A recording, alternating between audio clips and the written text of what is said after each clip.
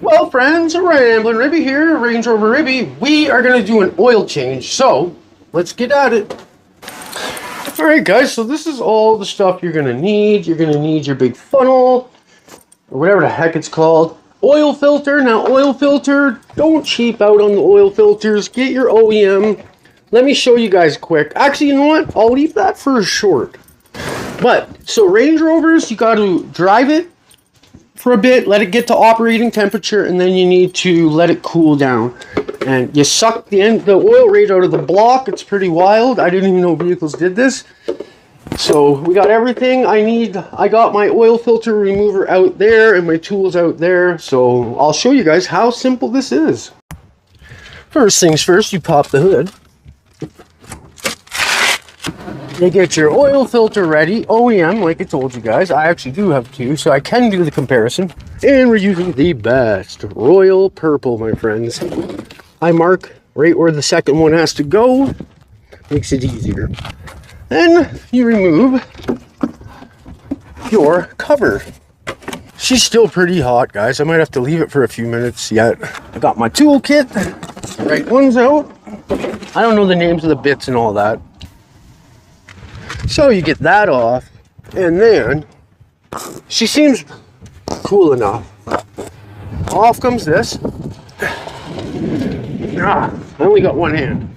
That comes off, and bang! There's your little bar that goes all the way to the bottom of the block. That's where we're going to attach our hose on the pump. This is a pump right there. So it's clean, and you simply attach.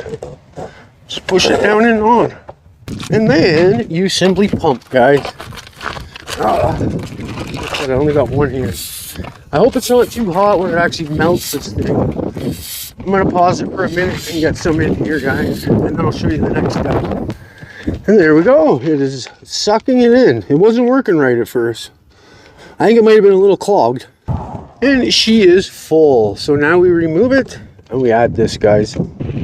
We got the first jug in there, guys. So jug number one, just got to put about half of the other one in, and then I'll show you guys the air filter or the oil, how to do the oil filter. All right, guys, so you get that on there.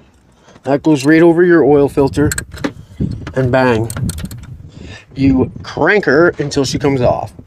And a few cranks, and she comes right off, guys. Do not over tighten either. Your new air filter pops in, guys. You'll hear it go in and lock in place. Like I said, I only got one hand, so. And you see that yellow thing? That's how you know it's an OEM. And now you got to do the gasket, which I'll show you here in a second. That's the gasket right there. Take some oil, lube the gasket up, and put it back in place on there. Now, don't over tighten, guys. Most people over tighten. You got it on their finger tight, and then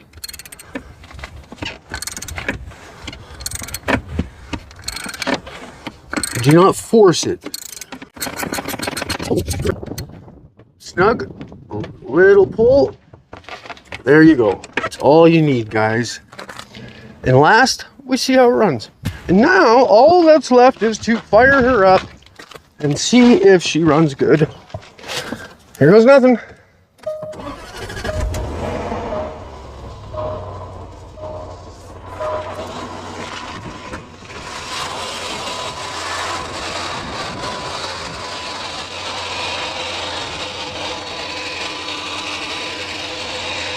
It sounds a little loud today, man. So that's it, guys.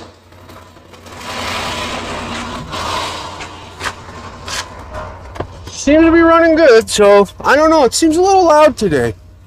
We'll be back. There, the cover wasn't even on it, guys, and the RPMs are still high. I definitely think I'm going to need to do timing chains, the upgraded timing chains on this thing, even though it's only got 87,000. But yeah, she's running really good though. I probably, like I said, I probably will need to do the timing chains, and the supercharger snout is making a little bit of noise. It needs to be redone. At about $4 grand. Well, to do everything, quite a bit of money, but I'm definitely going to do it because this thing is so mint. I'm going to do a full review coming, guys. on everything, all the features, because this thing's badass. But yeah, they're high maintenance. It is what it is. I knew that going into it, so yeah, you don't need to tell me, guys. Love y'all, and I will see you below.